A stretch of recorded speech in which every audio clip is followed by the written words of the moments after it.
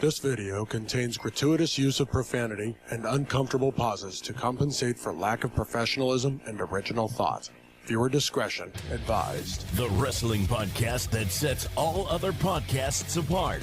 Covering news from the world of WWE, AEW, TNA, and more. Your favorite weekly episodic podcast, Ramblers Unleashed, starts now. All right, welcome back, everyone, to Ramblers Unleashed. Wow, it's been a while since I started this podcast. I'm used to saying T and I. I got Max next to me. We got the Baron down here. We just got done with several hours, and I mean several hours. Well, of course, if you include the pre-show. But guys, how we doing? I mean, I'm not complaining. Oh, doing great, man. I mean, it was night one of SummerSlam. I classify this as the third best PLE WWE has, right? Like, I think we can all agree SummerSlam's in the top three. Usually Mania, Rumble, yeah, and then SummerSlam. Man, it was a good night. It was great. What about War Games? War Games is good. I feel like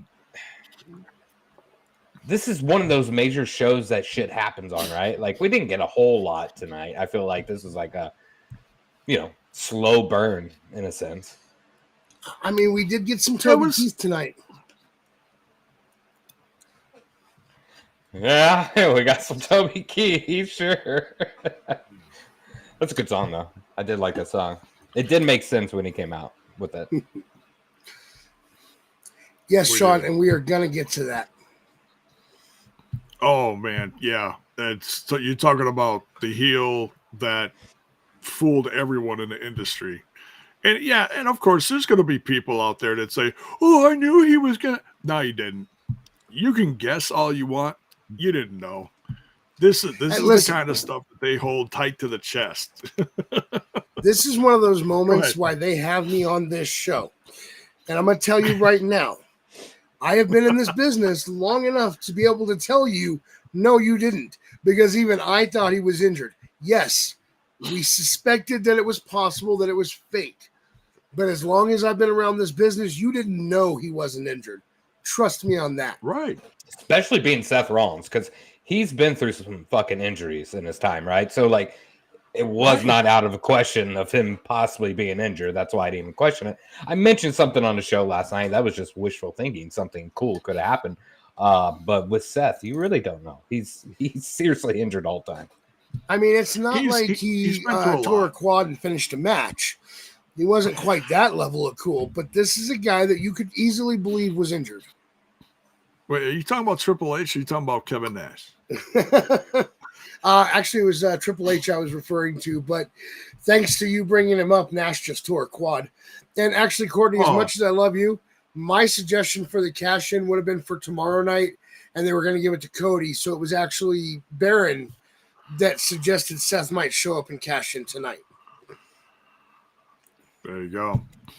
Unfortunately, no Diz tonight. He'll be back tomorrow night, hopefully. He's got to work early in the morning, so yeah, hopefully we'll get him back tomorrow. Hardworking guy. I know he's got a pretty. I think he mentioned the night before he's got a pretty busy schedule coming up. So, but hey, that's life. That's work. So we'll get Diz back here soon. All right. So, and man, I gotta say this, numbers wise, our numbers were all over the place. Crazy night. And we'll get into the matches. I think you and I finished, you guys and I finished for a 3-way tie. I don't know. I don't remember. We did not finish with a 3-way tie. And in case everybody's wondering, yes, I've already totaled this up. You and I tied, J-Bone, but we did not have a 3-way tie with Baron. I could have sworn. Oh, okay. For the record, if there was going to be a three-way and it involved Baron, it would not involve you, just for the record. Baron. That's what you think. Well, we'll get to like our numbers because like I got some fucking words for a certain match for tonight that I am just left a nasty taste in my mouth. Let's just put it that way. So once we run down the card, if it's the match, I'm sure you guys know which one. Okay, yeah. Listen, if it's the match, I think it is. We actually discussed it before you got here, and I was telling J-Bone that while I didn't agree with the outcome, I thought it was a damn good match overall. Yeah. Name one bad Zayn match. That's all I got to name one. Never. At least we're on the same page. Right. I don't think I've ever seen that man have a bad match. You're right. Right. Baron Nia Jackson Styles. Right. What are you doing to me, man? Trying to get me killed. Baron Nia Jackson, Tamina in a three-way. Wow. Oh, that's a... I think he's trying to get you He's trying to get you in trouble, bro. That's some crazy action right Listen, there. I don't know if you've noticed, and no offense, Baron, you know I love you, but I don't know if you've noticed, but I don't think Baron would survive that situation considering you've seen Nia Jax. I don't think any of us would. I got a chance. Hey, all I know, Baron, is that if you had the chance at that kind of action, you'd be yeeting all night long. All right, let's get started on this. And welcome everyone in the chat. Welcome to our fifth Rambler. All of you in the chat, even you, Styles. Yes. Because without this show, without you guys, we couldn't do the show. So appreciate you guys. And and I'm not gonna do the normal format like we usually do. I'm just gonna kind of run through stuff. So you'll have to pardon my my casualness. It's just we're about to be on a triple hitter here, man. Friday, Saturday, and Sunday night. We don't need no introduction. Yeah. I almost did a live reaction. Listen, I love the intros, but I don't think that the chat needs our intros tonight. They know who we are. They just sat through us talking last night. I mean, they graced us with their presence last night. Right. All right. Let's get going on this. We had 6 lovely action-packed matches tonight. Guys, I thought this was going to end up being like a 4-hour show, especially after the first match that we got graced with went almost like 45 minutes. It felt like. Maybe I'm wrong, but it felt like it. Of course, we also had the God Bless America in there. So and then with maybe it was a half an hour, but it felt like an hour. It was a long ass match.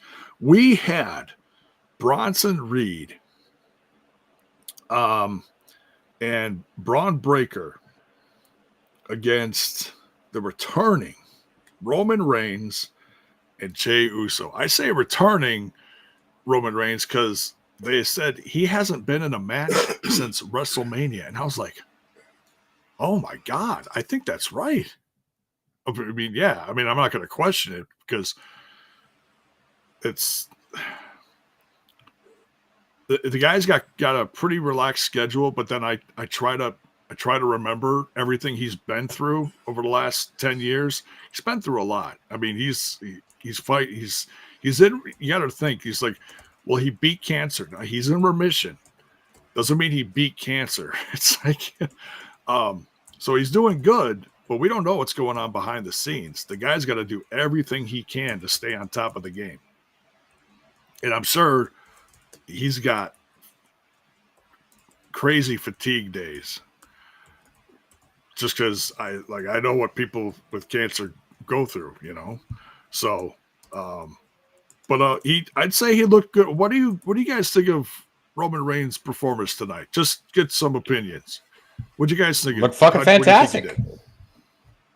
As always, I I don't think we put enough respect on the man's name. Like he, like I know people are like, well, he's never around type of ordeal, but he doesn't need to be. He is who he is, what he is. I mean, flying over that rope like that, you don't see him do that too often, right? So he's always looking good. And this was a great match too. Yeah, I mean, Roman doesn't look like he missed a beat. I mean, I feel like he wasn't gone at all with how well he picked things up in the ring. And I gotta say, it was really interesting to see him sacrifice himself to save Jay at the end of the match, because he pushed Jay out of the way, took the spear from Bron, and left Jay set up to take the match home and win it. That was a great point. Yeah. Thank you for bringing that up. See, and that's why I keep you guys and you bring them up. So thank you. Well, because we're awake. We're awake during that time, J-Bone. No.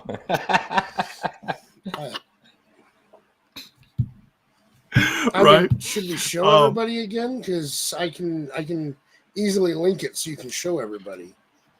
No, you don't have to. No, they know. Sean knows. Sean brought it up in the chat last time. Oh yeah, I sent it to Sean earlier today, and he loved it. Oh, Sean, real quick, just so you know, I took the screenshot. Styles helped me fix it. That's why it's so great. Brat. Just call me Old Bone. Yeah, it is what it is. All right. So yeah. Any other thoughts on Reigns and Uso getting the win over Braun Breaker and Bronson Reed? I mean, like I said last night, I am from here on out, I will never vote against Roman Reigns in a match. I will pick him every time. I would like to point out the fact that after Jay and Roman won, if you guys were paying attention, Heyman went up the ramp and didn't wait for Braun and Bronson. And I'm not sure if he waited at the top of the ramp or not, but he just kind of left them down there in the ring and headed up the ramp. Yeah, and to go on to the ramp thing, there was a video circulated right after the match with Braun Breaker limping out of the area. I don't know if we've seen that, and we'll talk about it later on, but he came out with something over his leg. So I don't know if he tweaked something or what the case may be. Right. Yeah. When he came out, we'll just say when he came out at the end of the night, we'll say that. When he came out at the end of the night, he had shorts on, he had a knee brace on one leg, and the other leg was, we'll just say, heavily wrapped. So that's not a great sign. No. God damn, everybody's getting injured. But I did see the video of him like limping out. I mean, you're running 45 miles per hour to fucking hit some of the spear. He's aggressive. Well, he's very aggressive. It's one thing to have the speed. It's another thing when you're crashing into stuff at that speed. When you're plowing into people and you land, there's a way to land when you're spearing people, and there's another way to land where you're gonna ding something or you're gonna knock yourself the fuck out. There's not a lot of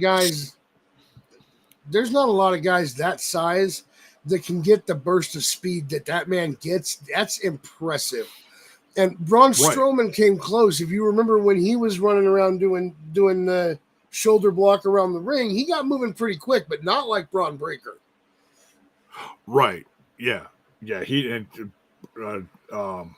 Strowman just didn't have, and this is like one of his health issues, I guess, which I didn't realize until much later. Because I guess the joke about him was, he always skipped leg day. No, it's like an issue he has in his body that he could not develop proper muscles in his legs or something to that effect. There's something with his legs, which is why he's also now taking, extra time off, and he was let go. So he may be back someday. He's just not doing it right now. So if Braun? we see him anywhere, Braun Strowman, yeah. Oh, okay. I didn't know that. So, yeah, if you ever take a good look at some of his pictures, look at his upper body and look at his lower body, and then you'll like it'll click and be like, oh. But anyways, yeah. So we hope the best for Braun Breaker.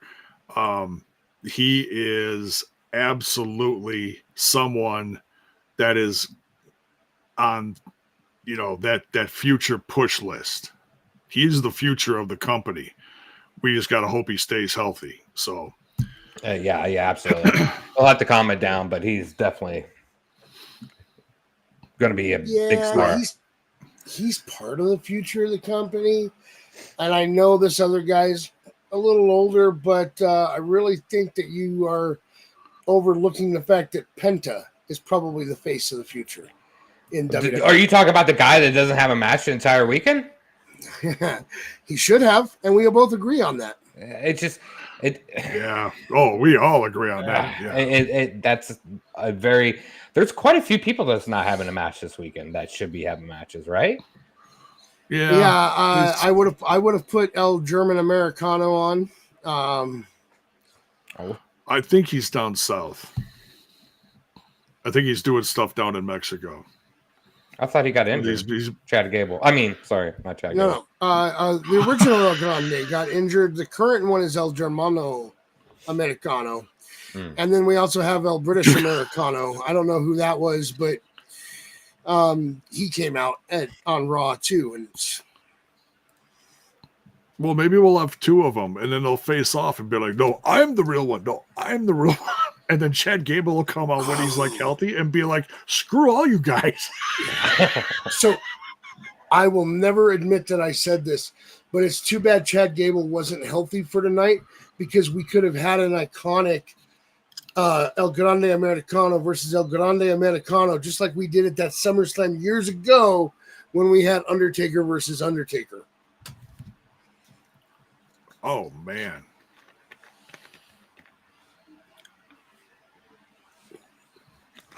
Be like La Parka versus La Parka. But one of them's 1994. That was SummerSlam 1994. With Kane and Taker? With Taker versus Taker. Well, I mean, the other one was Kane, right? I'm guessing. But that was before Kane. Or was it someone else? It was Brian Lee that played the fake Undertaker. Oh, that's right. That's right. Brian Lee. He was, I'm trying to think. What else did he do? Hold on. I'm about to tell you because I was busy pulling him up. He's also known as Chains. Okay, that don't help. Really? You don't remember Chains? No. So there's a Chains period of wrestling where I wasn't watching. So if it was something like mid to late 90s, I missed it. So Chains was a biker gimmick that he played. 8 Ball. Yeah, I'm trying to figure out who the rest of the group was. 8 Ball sounds right. 8 Ball was one. Chains. They were the DOA, the Disciples DOA. of Apocalypse. Yeah. And it was Crush was the leader, the Harris brothers, who were named Skull and 8 Ball, and then he was Chains, of course. And it was a faction that was formed to take on the Nation of Domination. That was a good group. I enjoyed their little run they had. It was very short. Am I thinking of someone else, or was Brian Lee one half of the Chronic tag team in WCW? Brian Lee? Yeah. I don't know if he was ever in WCW. I don't think he was. I know he was in TNA, that's for sure. You should know that. Yeah, he was part of the Disciples of the New Church. In WCW? Oh, that in dude. TNA. TNA, Okay. Yeah. Where he teamed with David Young in the early days. and they took on America's Most Wanted. The guy that always said sorry about your damn luck. And his partner, Wildcat Chris Harris. Oh, he was in WCW though. AMW. I'm thinking of someone. I'm thinking of. I can't remember the guy's names. It was Brian something. Brian Cage. That was part of the Chronic, and then Chronic had like a 1-match shot in WWF, and then they got fired. But anyways, all right, we'll continue. Thank you guys for the history lesson. See, guys, always keeping me up on Keep stuff. you on your toes. Brian Adams and Brian Clark. But I do remember. Brian Adams and Brian Clark were the Chronic tag team. And not Brian Adams, the Canadian singer. Brian Clark. Brian Adams as in Crush, who we just talked about as being part of DOA. Right. Correct. Okay. Yeah, Brian Lee, and he always came out with the Sinister Minister. And then there was someone else that always came out with him. Bald guy. Had creepy eyes. Shit. But anyways, yeah, okay. We continue.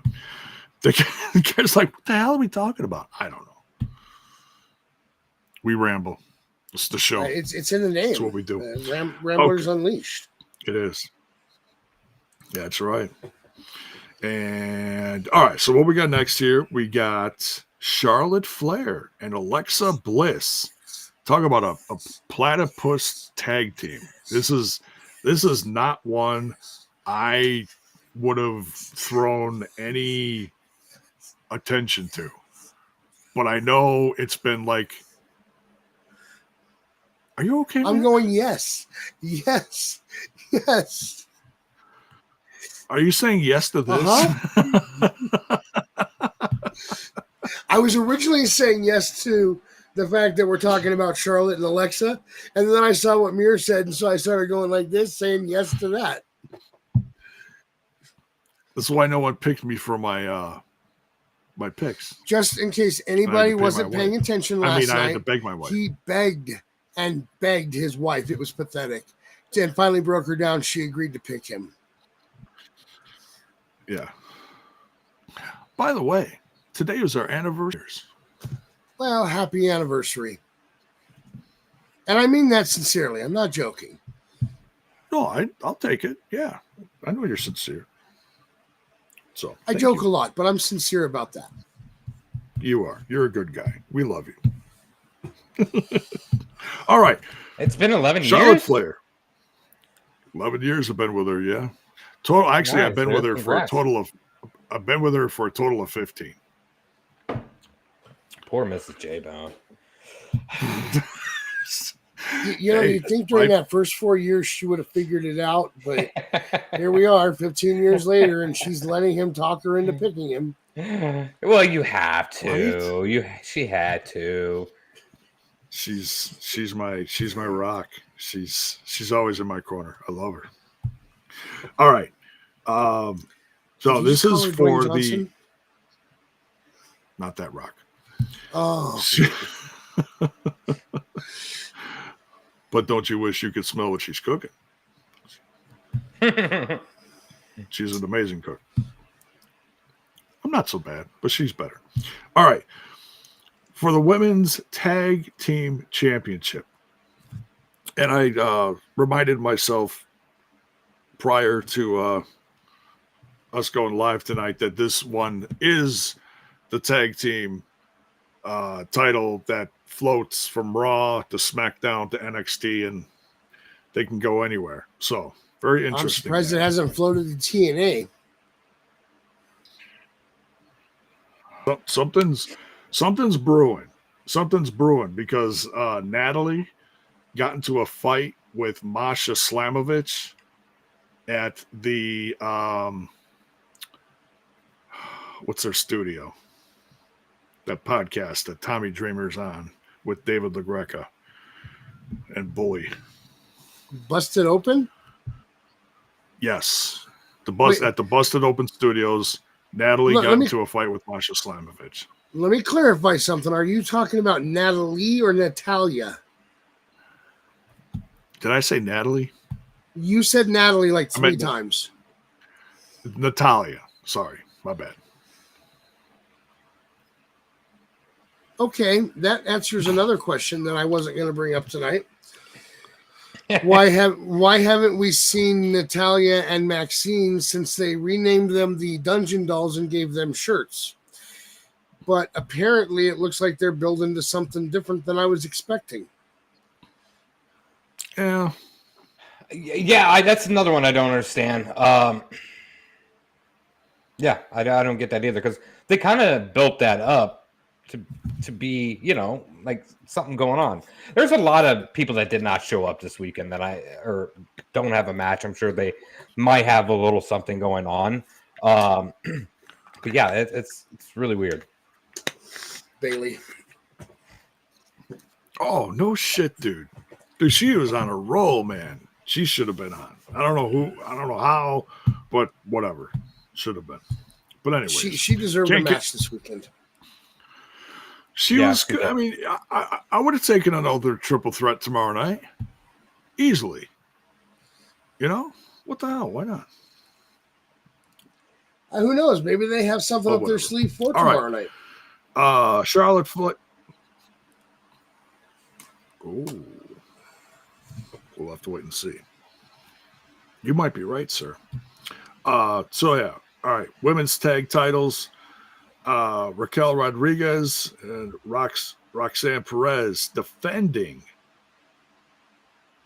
I believe they said they were 4-0, with 3 of those being title matches. Yeah, they were on a good run. Now going up against Charlotte Flair and Bliss. Alexa Bliss. Thoughts on this good match? guys? I mean, I called it. I knew this was happening. I'm not sure of the dynamic with Bliss or Charlotte together. Like, I don't, you know what I'm saying? Like, I don't see how this is supposed to pan out at all. No, Grandpa's wired. I just seen him chug a fucking 5-hour energy before he hopped on. It was a good match.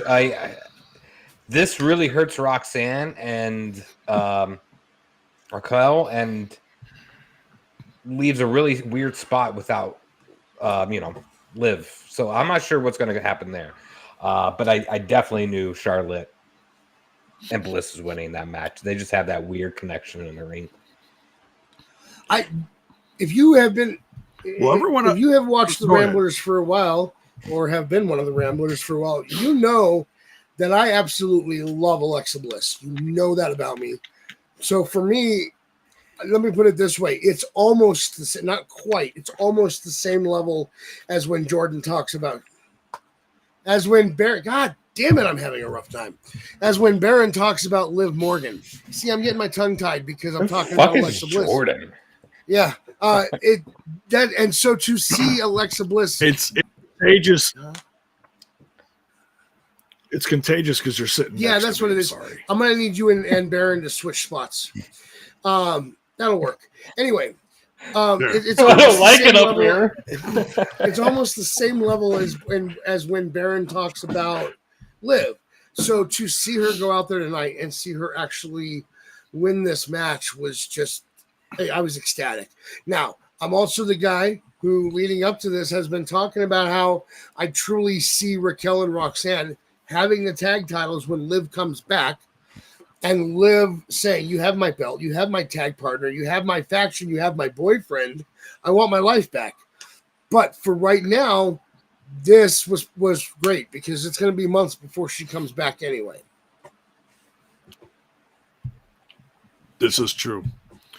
Yeah, I think we could say that injury is legit. Yeah. I mean, she would have came back tonight if it wasn't, right? Like, and helped out. But yeah, no, 100% legit. So speedy recovery to her. And that's unfortunate that they weren't able to carry those titles a little bit longer until she was able to come back. Because I really like Roxanne. But I think Roxanne and Liv would be the better partnership than Raquel and Roxanne. And to be fair, we do have time before. I mean, they could retake those belts before she comes back. Yeah. Although, you know what might be fun? They could happen to anyone. What might be fun, and just bear with me on this, Baron. is they win the tag titles back. Liv comes back, says she wants her spot back, and she kicks out Raquel and teams with Roxanne. But not only that, they both give Dom chicken nuggies. I think Dom is graduating. Oh, I think Dom is graduating up a little bit.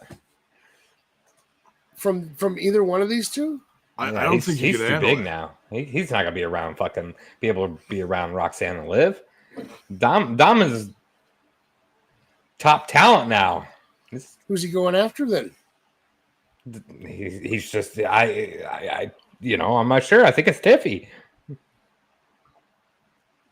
They might bring up someone with him from AAA for all we know. Who knows? They're starting to bring some people up. They just debuted Mr. Iguana and Psycho Clown on SmackDown. I can see it being Stephanie McIntyre that he goes after. That's another one that doesn't have a match this weekend. Yes, but in her defense, she does have a match in 3 weeks, less than a month, Clash in Paris. So yeah, but this is the top 3 shows. That's where you put your talent on that. And I didn't understand. That was a name I couldn't think of. I was like, who else is not going to be there this weekend? Stephanie McIntyre. She should have had something. I guess she really doesn't need anything because she's the number 1 contender, right? So I guess technically she doesn't. But it's just weird. You talking about? I think I cut out for a second. You talking about Stephanie McIntyre?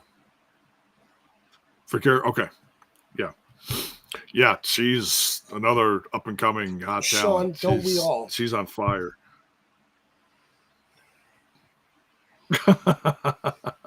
Yes, Sean. Yes. Oh yeah. So yeah, new women's champs. It's going to be very interesting. And I think the best part about it is just watching Bliss and Flair interact. It's kind of like two guys walking down the hallway in high school trying to nut shot each other. It's the same but different. Did you see what they were doing as they were walking to the ring? They were slapping each other. Hey, knock it off. To me, it feels a lot like the 2-man power trip. Because those guys were a good tag team together, but they never trusted each other. So they were always trying to not let the other one get out ahead. And that's what Charlotte and Alexa feels like. And their shirt says it all. We're not friends. You don't have to be friends to go out there and be a successful team.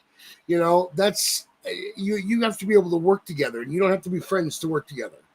The other thing that was Trips and Stone Cold, right? The best thing for me about Charlotte and Alexa winning is, as an Alexa Bliss fan, it's been tough for me not having SmackDown here and not being able to watch her on TV. But now that she's the champion, baby, she's going to be on Raw again. Oh, yeah, absolutely. It'll happen. All right. Now, this is it's controversy aside for the main event. I think this next one across the board here is going to be the most controversial match of the night.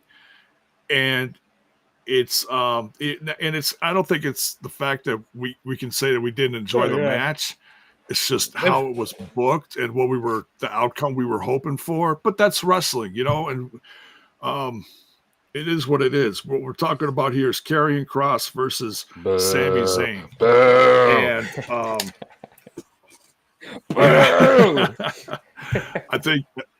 I think we all lost one on this one.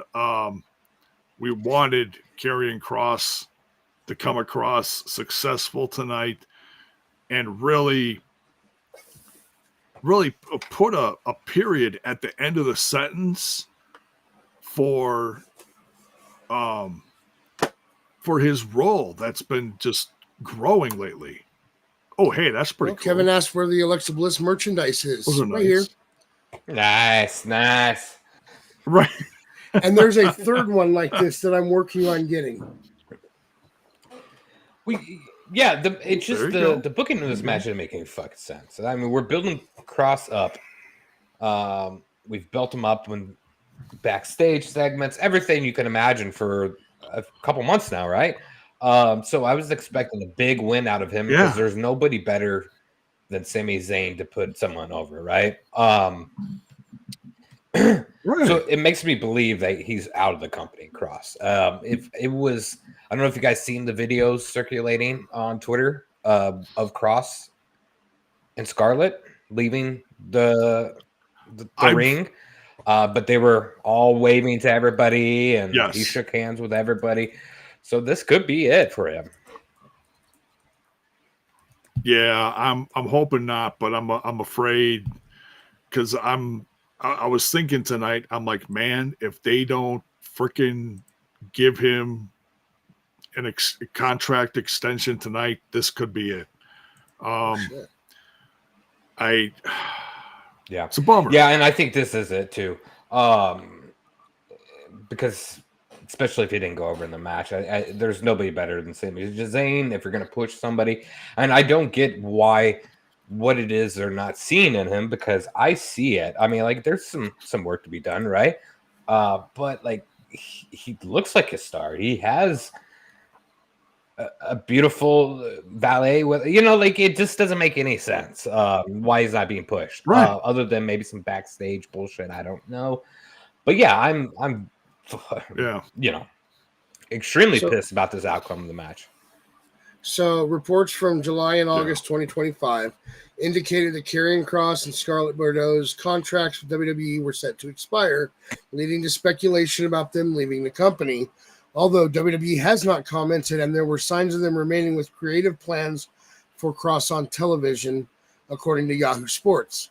The situation was uncertain, with a Facebook post from late July 2025 suggesting they would leave unless new contracts were signed, while SI stated their contracts were expiring in August. Their contracts were reported to be expiring in August 2025, with some reports suggesting they had not been approached for new deals as of late July 2025, according to Yahoo Sports. Despite the contract expiring, Kross was engaged in an on-screen storyline, and new merchandise was released, suggesting a potential deal or creative plans were still in motion. WWE sources have not commented. Sources have not commented on the situation. Now, let's think about this just for a second, okay? The WWE pulled a big trick on us, as we're going to discuss later tonight. Maybe this whole thing with Kross is a giant work the WWE is pulling, making it look like they're leaving, setting us up for something big. And I'm going to be honest with you, with the way Kross has been looking, I'm hoping that's what this is. I'm hoping I'm not wrong on that.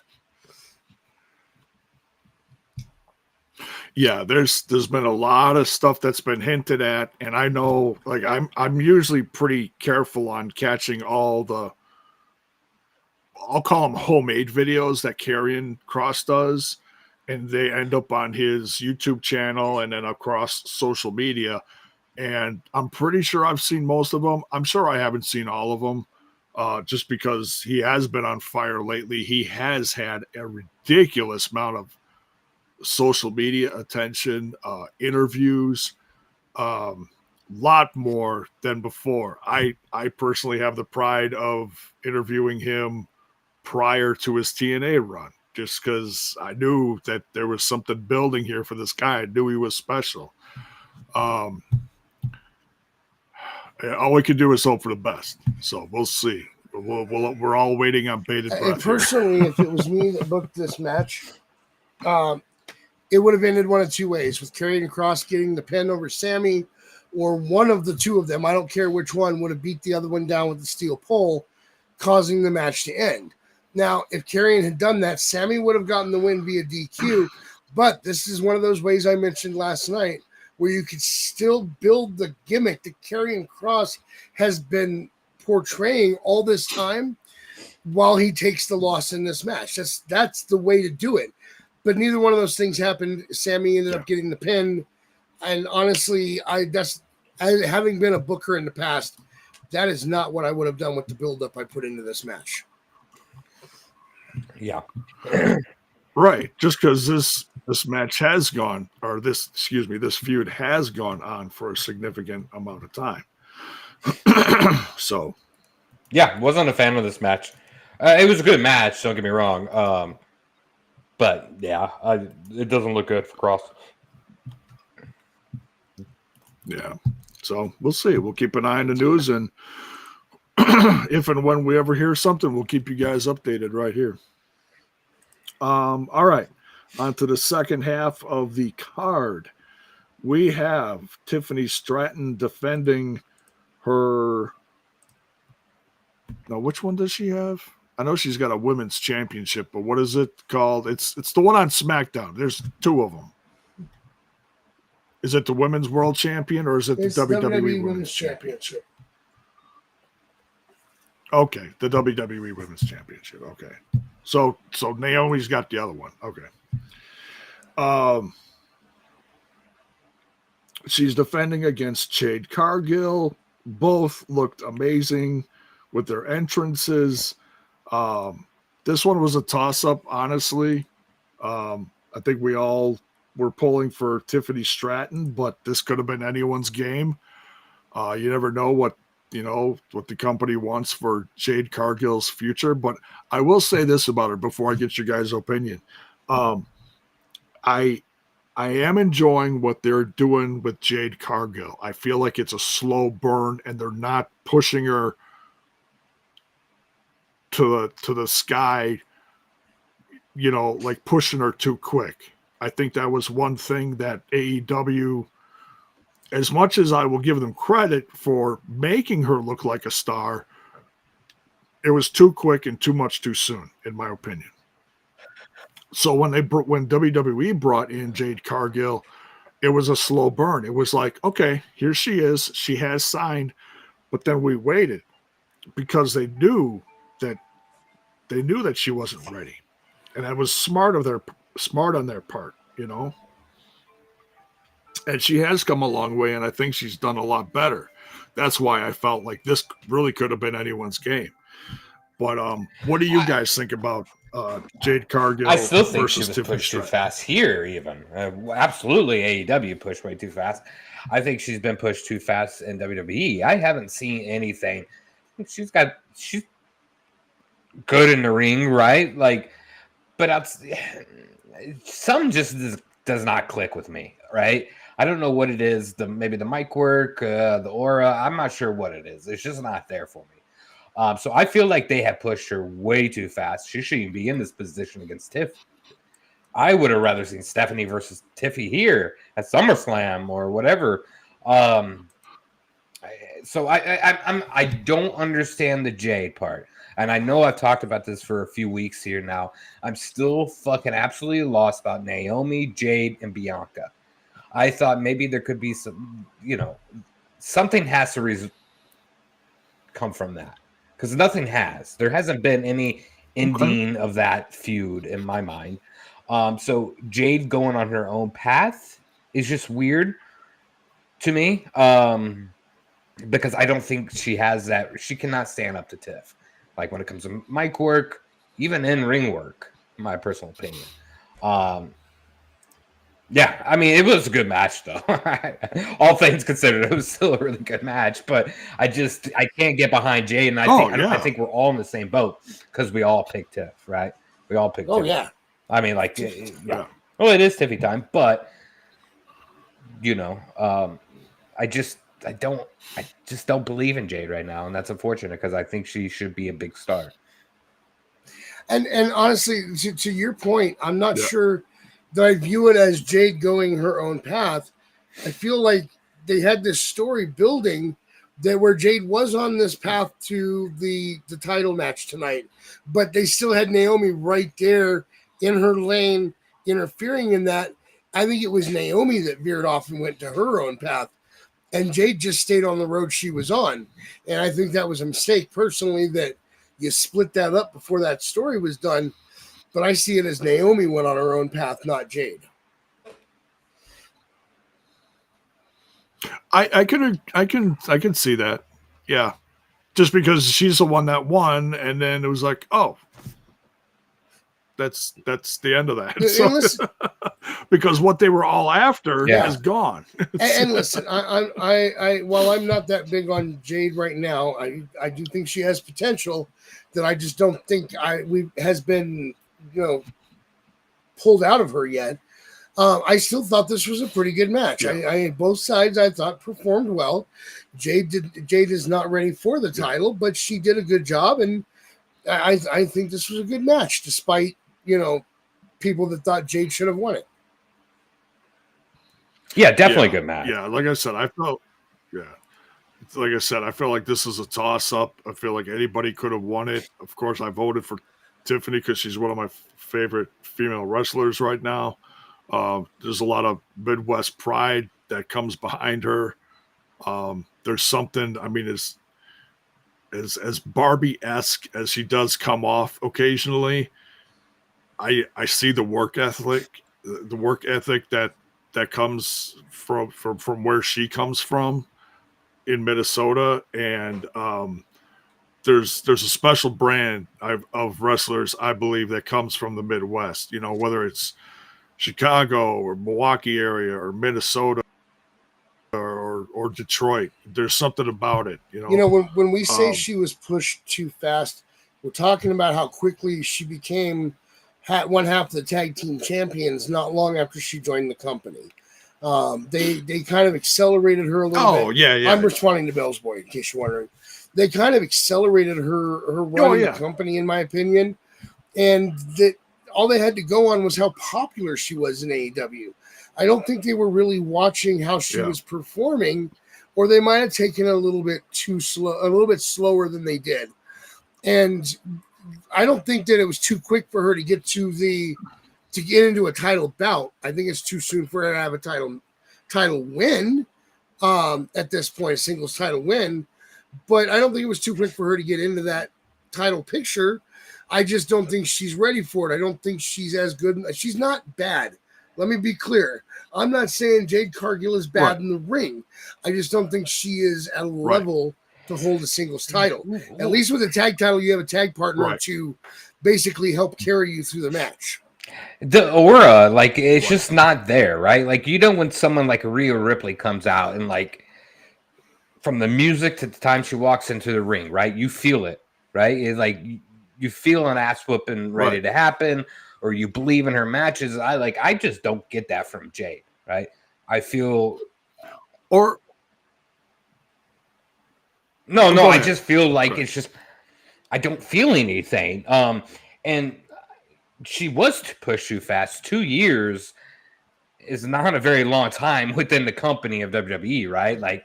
And she came from the AEW scene, which was blown over proportion over there because they had no women roster, So of course she was a massive star then.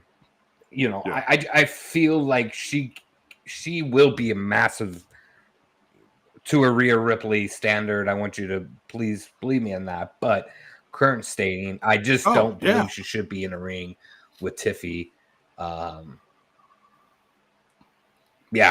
Simple as that. Yeah, she had an injury. She was out for quite some time too. She did. Yeah, I forgot about that. But I look at what Charlotte has done in her career. Charlotte, love her or hate her, man, she is like tonight in that tag match reminded me how good Charlotte Flair is in the ring, even with a dinged up leg. Oh my God. And I compare her athleticism to Jade's. I think Jade will be on that level someday. She's getting there. I can see the potential there. She is going to have a career like Charlotte Flair if she stays healthy. It's just she's young as far as time in the ring. It's going to happen. It's just tonight just wasn't her night. She needs a little mic work too, right? I feel like her mic work is not great. Yeah, it's not good. Yeah. I'd rather hear Max on the mic on the main show than Jade. That's because I'm damn good at what I do, all right? I was just trying to bring you back into focus. It worked. He's just Max just isn't as sexy. Oh yeah. So, but anyway, I'm damn sexy. he's like, speak for yourself, bitch. All right. So Tiffany Stratton retains. Great to see. Both women look great. Fun match. Next, wow. Quite the hype on this one. We were all behind the team of Randy Orton and country super mega whopper super duper star Jelly Roll. No. He's cut the whoppers out of the diet. I don't know if you noticed. He's lost a lot of weight. I haven't, but he has. This is true. Oh, Max. Yeah, I'll say, because they showed on the pre-show when they had him on, they were showing some interview, and I think it was maybe part of a podcast that he was doing with Stephanie McMahon. I think that was part of her thing that she had within the last week, is she had him on her show, and they were talking about how far he's come within the last year, because it was like a year ago when he was kind of introduced to the WWE audience, as far as them bringing in someone like him. And he made it a goal. He's like, I want to do this. Ever since that, who the hell did he choke slam? Was it Theory? I think a year ago. I'm pretty sure it was. I don't remember who it was. I think it might have been Theory. But Jelly Roll's been a lifelong wrestling fan, if I'm not mistaken, right? So it's not anything fresh or new with him. Right. So it's good. I mean, he Right. looks good, great health. I mean, beforehand, it wasn't in great health. So it's good to see where he's at now. Yeah. This is another match that kind of pissed me off. Yeah, it was. I'm glad Drew got a win, because I feel like Drew never gets a good win, right? So this is a good win for Drew. Well, hopefully he's not bored now. He's bored. He was in a match with Jelly Roll. He's got to be bored out of his fucking mind. And he had to tag in Logan Paul. By the way, I gotta give Logan Paul props in this match. As much as I think some of us love to hate him, and part of me still is like, he's that guy from fucking YouTube. Dude, that jump off of the top of the turnbuckle to the table outside, which was it, Wade Barrett was calling it a steel table. It's like, stop. It's not steel table. That I laughed my ass off on that one. I'm like, steel? What? Stop. When he crashed on Jelly Roll, oh my god, I thought Jelly Roll was injured. On the guy, but damn, I thought he was seriously injured. He sold the fuck out of that. They played good. That amazing. Yeah, that was really good. They told an amazing story with that segment. It was like, but then if you watch it back, dude, it also shows how good Logan Paul is. And they train you when you do that, whether it's in the ring, out of the ring, whatever, you don't land with your gut on the other guy. You land on your knees and your hands, to like brace yourself. So it's not, always these guys are going to be breaking ribs every freaking match. He did it great. He landed amazing and made it look like they both died, so props to we've said it on this show crap. hundreds of times. I've said it, Max has said it, Dizzy said it, J-Bone, I'm sure you said at some point, fuck Logan Paul. But I will never, ever throw shade at his in-ring ability, because it is absolutely phenomenal. Like, I hate that man, but I give him his fucking flowers in the ring, because he is amazing. And he's been amazing, right? Like, he actually has not ever really truly had a bad match from what I've seen. No. He sells. He's great, dude. He's athletic as fuck as well, so that helps out the case too. Yeah, fuck him, but goddamn, he is extremely good. Yeah, And first I hear off, he's a good dad. and first off, I just want to say that I was actually impressed by Jelly Roll's work tonight too. Surprisingly impressed. I heard he'd been training, and it showed. You can see that he actually put the effort into learning how to do this before doing this. So I got to give him credit. And this is the part that I absolutely hate. I don't like Logan Paul. I've made that very clear. On a personal level, can't stand the guy. But one thing that I cannot do, and I will not do, is deny that he knows what he's doing in that ring. Then I cannot deny that he is impressive in that ring. And somebody once said that every time he wrestles a match, he learns something new, and he carries it over into each and every match after that. And I got to say, I am disappointed in myself and surprised, but I will not deny that the man is good. I have to respect his in-ring ability as much as I can't stand him. And he came out tonight and he was like, yeah, I'm humble. I'm like, no, you're not. But damn it, he's impressive in that ring. I can't lie.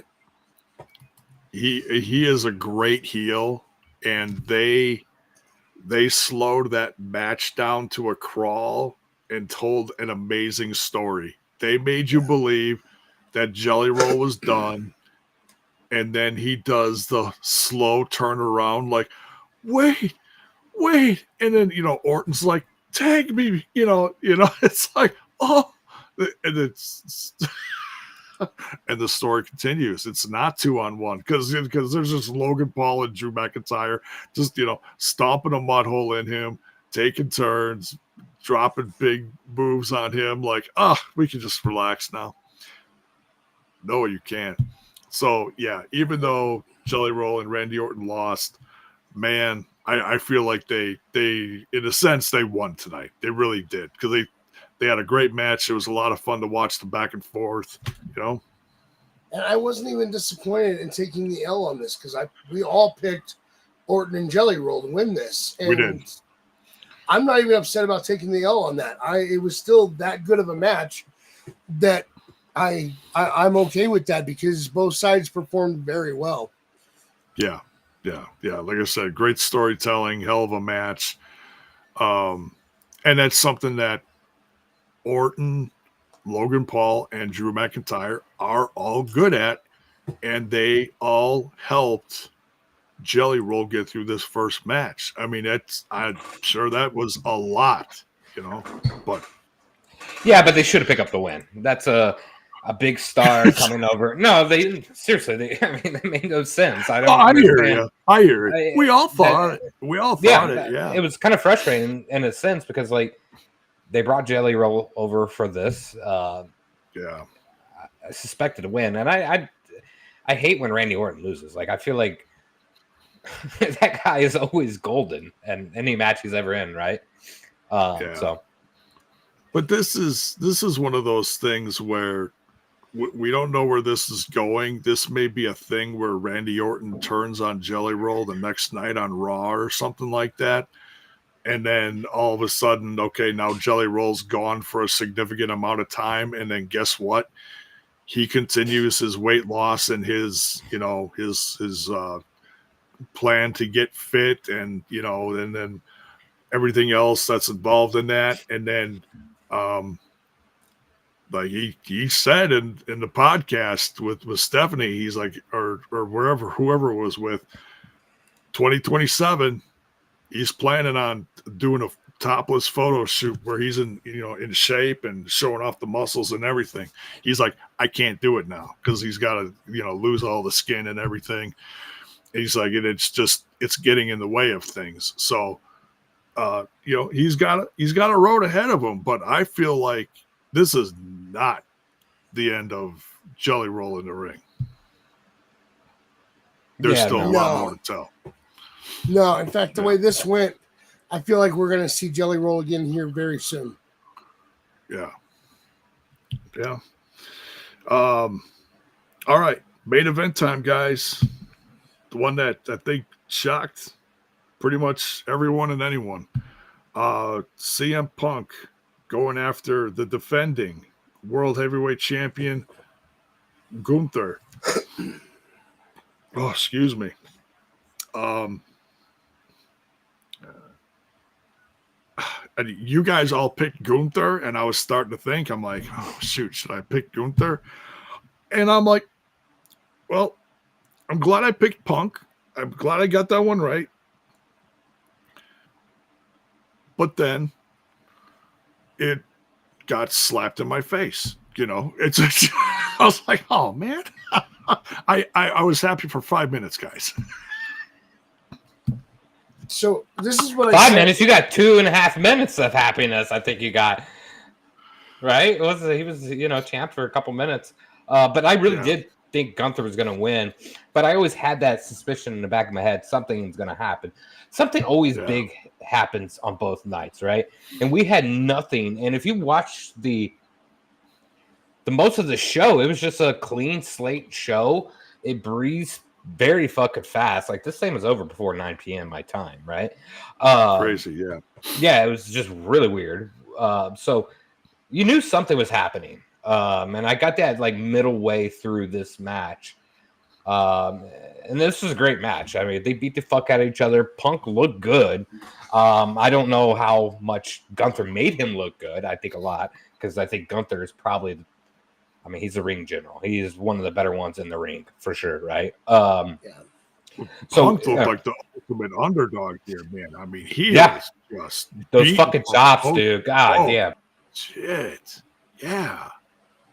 Hey, listen, my only real complaint about this match is when Gunther came out with the Crimson Mask, he kept going for the nose like his nose was broken. Listen, if it was your nose, all the blood would be down through here, not all the way up through here. Yeah, well, it made it. Yeah, that was a very bad. That was a very bad. It obviously didn't blade, right? Like it was a packet. Like you could tell by the off coloring of the blood that it was, and he was underneath a table, and you've seen it all. They showed it kind of on camera. That was a really weird moment, but it was a pivotal moment in the match, and they tried to play that up, right?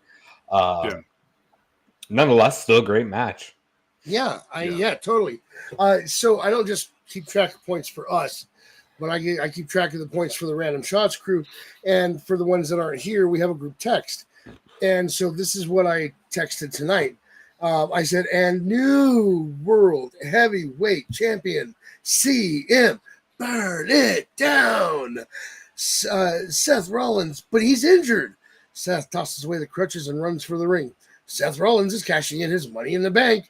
And new world heavyweight champion, Seth Rollins. Because it felt like it all happened that quick. Right. It's like as soon as he came out, I'm like, oh, the head games, because he's injured. I was surprised because he's still injured, but he came out there. He's on his crutches. He's like, they were on the commentary. They're like, well, he's got till June, right? So like whenever he gets healthy, he can cash it in, and that's what they played it up as, and it was like they were kind of like putting words in Rollins' mouth, like, yeah, I'll see you down the road, one of those things. And then, he turns around, gets close to the entrance, stopped. As soon as he stopped, I was like, oh, shit. Here we go. Clean. That was clean. I love that. The fact that Paul Heyman didn't turn around with him. Heyman just stood there with that briefcase held out. I was like, it's happening, isn't it? This is about to happen. What are you doing? And then he goes over, he stops, stands up, throws the crutches off, turns around, takes the knee brace off. I'm like, oh, it's happening. And he ran by and grabbed that briefcase and ran down to the ring. I'm like, oh, this. Was this a better cash in than the heist at Mania? It is. In a sense, he surpassed it because, well, the first one was just a surprise because he lost earlier in the night, which made you completely forget about Rollins, Yeah. He took one of the greatest RKOs in history from Randy Orton in that match at WrestleMania over 10 years ago. And this one, he had the WWE Universe. I hate saying that, but it's true. He had the WWE Universe and media all fooled. Like, this was a legit thing. There was plenty of pictures being shared around, like him in a hospital bed. People were like, probably just, sharing old ones, like, oh yeah, here he is. But for those that, that just don't know and aren't on the inside, it's like, oh yeah, he's injured. He tore a quad or whatever the hell he did. And yep, 6 to 8 months or maybe a full year. Who knows? And he's done it before, and he did it again. It sucks. I gotta say though, Baron, I did like your story. Or no, was it you or was it Max about The Rock coming out and I'm the boss? Yeah, I could change it. That was I did Max's like predictions for tomorrow night, I think, right? Yeah, yeah. That would have been cool. I that was interesting. I was like, whoa. I thought that would have been fun, and it looked like they were kind of foreshadowing that. Yeah. So real quick though, you mentioned, holy shit, that cash-in was 10 years ago. That was WrestleMania 31, March 29th, 2015. And part of the reason that caught my attention was, first off, I forgot that it was that long ago. But also, that was the same night that Triple H took on Sting, and you had DX face off with the NWO in the ring. That was 10 years ago. Holy crap. It doesn't feel like that was 10 years ago. And the Shield was like 2013-ish. Yeah. Isn't that wild? Yeah. As a matter of fact, on this card, Daniel Bryan defeated Bad News Barrett, Dean Ambrose, Dolph Ziggler, Luke Harper, R-Truth, and Stardust for in a ladder match for the Intercontinental title. So there's one member of the Shield. Orton defeated Seth, and then Seth went on to defeat Brock and Roman. The other two members of the Shield were all over the card. Cena defeated Rusev for the U.S. title that night. AJ Lee and Paige defeated the Bella Twins.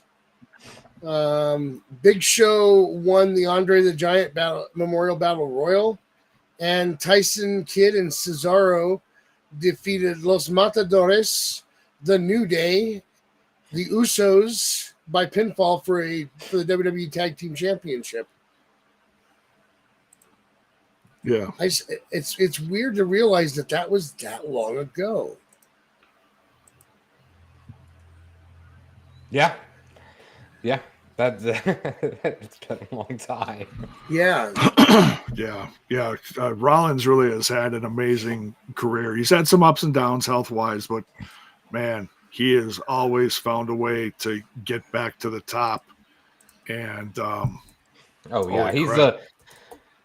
he's the between him and Roman, like they're two of the faces of the company, right? Like obviously you have your Cody and your CM Punk in there, but like Rollins has carried this company for a very long time, and as well as Roman, right? And those are the bros from the Shield.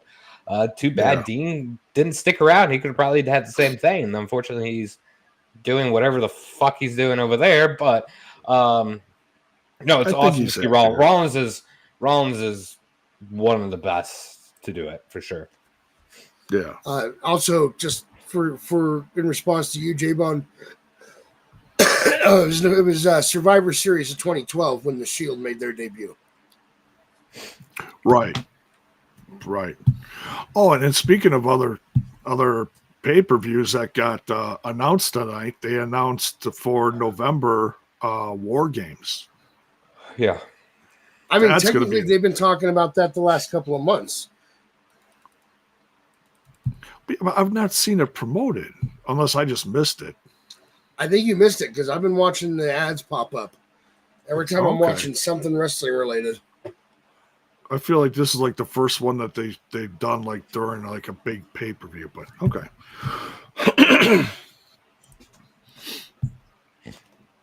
Like, I thought if they were going to, like, promote one of the next big ones, well, they promoted the Paris one, and I thought they would have promoted Survivor Series, but they promoted that one. So, but nonetheless, Wow. that one's going to be the last one of the year, I believe. Do you know how they made their debut? What it was that they did when they debuted as the Shield at Survivor Series? It was Ryback versus Punk. Yeah. And they killed Ryback. And they made sure Punk retained his title. Weird how 13 years later, Seth's out there taking the title from Punk. Yeah. Yeah. And, I really do feel bad for CM Punk. Not that the guy ever needs a title, right? Like, he truly doesn't. Yeah. But, I mean, he main evented Mania, lost. He won the title, had it for 3 minutes, and lost it. Are they trying to give CM Punk a sign? Or, like, the old CM Punk here would have blown up and went back to AEW, right? Like, the old CM Punk, for sure. But I always do feel a little bad for him because I feel like he should have a good title run. But maybe they're building this out and they could build it out to whenever, Mania, or whatever the case may be, where he could win that in the main event, right? Like, I think that's the big story to be told here. But I do feel bad for Punk a little bit because, like, he's Punk. He's one of the most over people in wrestling, right? But nonetheless, it was great. I loved what Rollins did. That him and Punk are going to go at it for many more months now, so it's great. And the way he threw those crutches down was chef's kiss. It was great. Oh, yeah. So, yeah, this was the final view for many at the pay-per-view tonight with Pyro going off. And then if you look to the left, you'll see what we were talking about with Braun Breaker with the wrapped up leg. Hopefully he's all right. Hopefully he just tweaked it. Hopefully it's nothing too serious because he did come back out there, so that's at least a good sign. We'll see what happens. So, overall, I feel like this is a very good night. I know a lot of eyes are going to be on tomorrow night. There's some very significant matches happening. We get a cage match. We get a huge TLC match. Of course, there's Cena and Cody Rhodes, along with lots of other great stuff. So, yes, Sean, that was back when people could afford to go to more than one WWE event in their lifetime. Yeah. Now it's for the whatever. It's what match is a cage match tomorrow? Whose match is it? Solo and Jacob Fatu are fighting in the steel cage. Steel cage, okay. Yeah, for the United States Championship, Solo defending. Yeah. So, just to tally up the numbers at the end of the night, we're halfway through SummerSlam. Max, you got those numbers? Yes, in the chat, originally you got marked wrong on the main event tonight, but I looked at it. Technically, Punk won, and for Punk versus Gunther, technically you won that, so I updated the numbers, and actually it's you two that are tied with 3 points each. I'm right behind you guys with 2, and Dizzy has 1, and then we got tomorrow night's matches. I think tomorrow night matches for sure are going to be a little bit more unpredictable, right? I feel like, really, technically speaking, tonight's were a little unpredictable too, but I think tomorrow's where a lot of us are going to get a lot wrong to a point where we don't get any right. I think they're going to throw some oddballs at us. It's going to be close. No, I don't think any of us are going to run away with this. And we obviously I started out hot. I was 3-0. First 3 matches, I was 3-0. And I didn't get a single one right after that.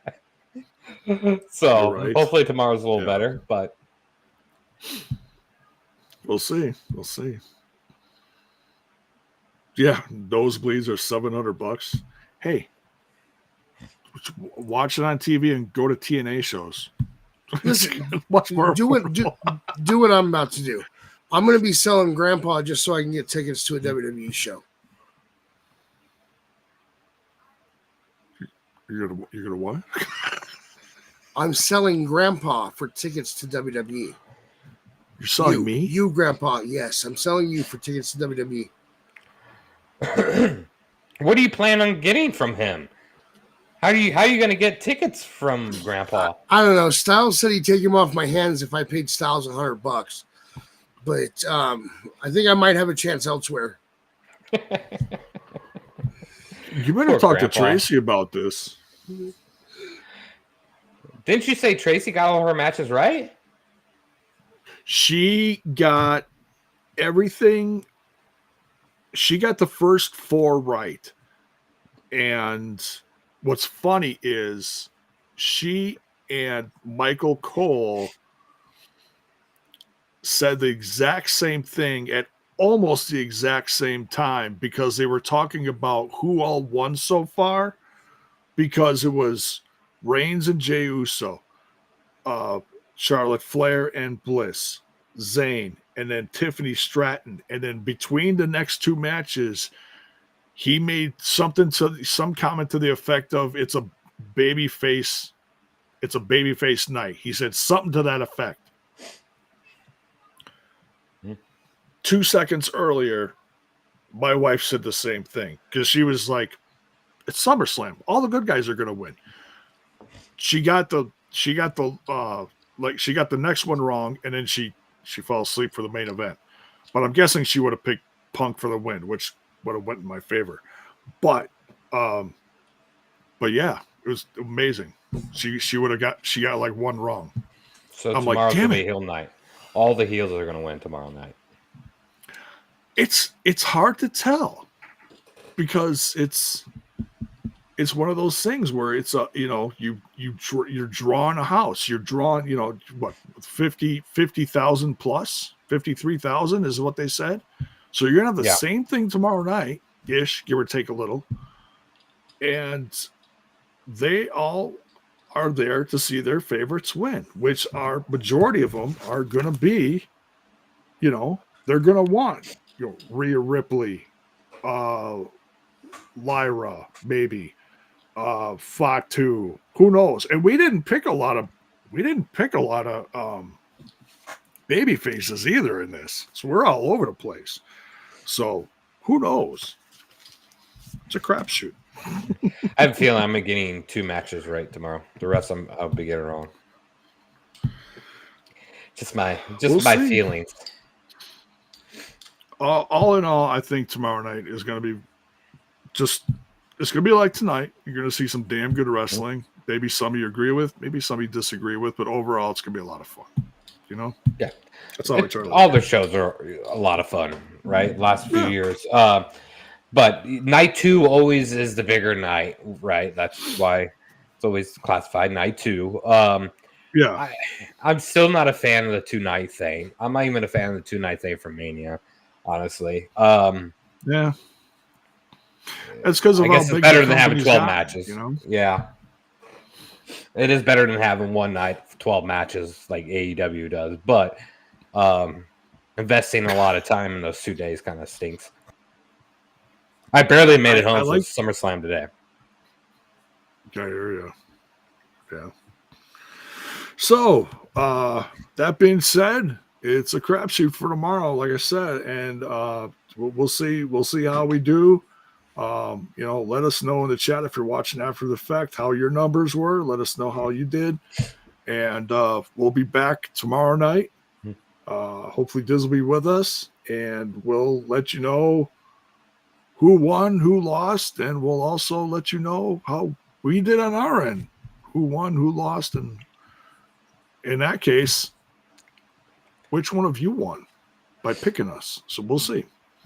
So definitely better than an 8-hour show, right, Sean? Exactly. All right. So thank you, Max. Thank you, Baron. Thank you all for joining us tonight. We're going to get out of here. We'll see y'all tomorrow night. Take care.